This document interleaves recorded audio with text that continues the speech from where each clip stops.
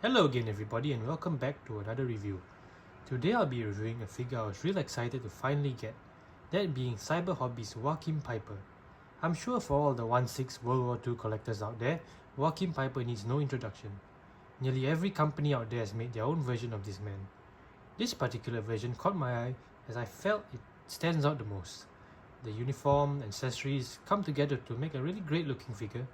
But what I really like about this figure is that it can be easily changed to become a generic Panzer Commander figure.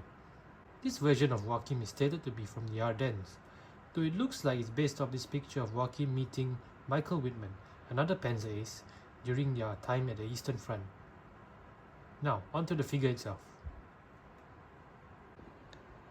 Now let's take a closer look at the figure, starting with the head. As you can see, he's wearing his officer's peak cap. Unlike some of Dragon's earlier models, it's not molded. So the top part there is a cloth.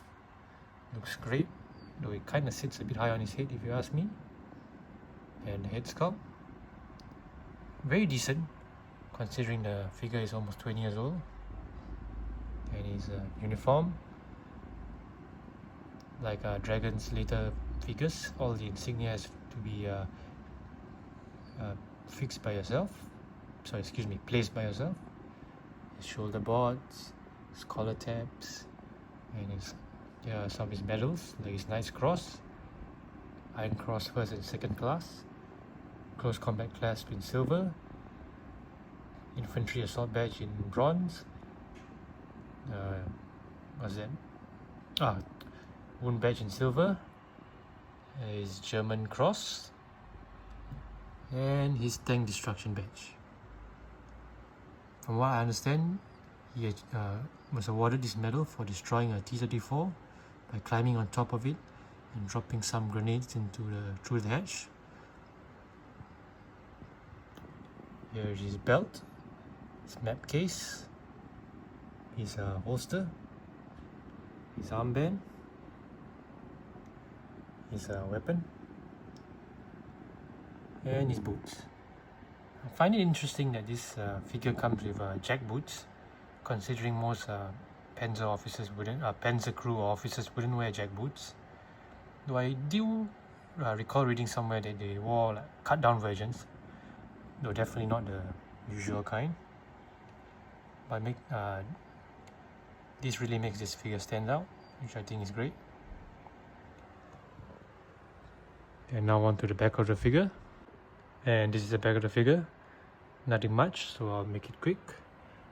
His peak cap, better shot of his insignia.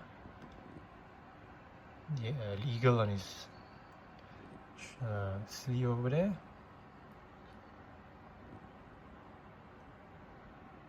His belt and his boots.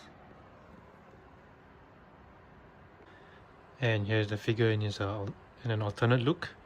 This time wearing his Panzer side cap, which looks very nice if you ask me.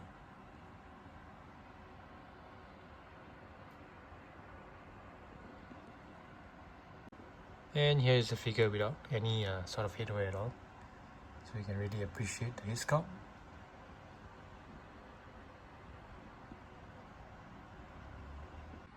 This is the one and only weapon the figure comes with, that being a P08 Luger.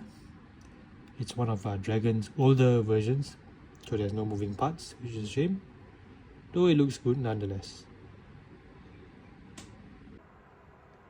All in all, a really solid, albeit simple figure, highly recommended for any World War II collector out there. It is, however, on the rarer side, and one should be prepared to pay a bit more for this figure like I did.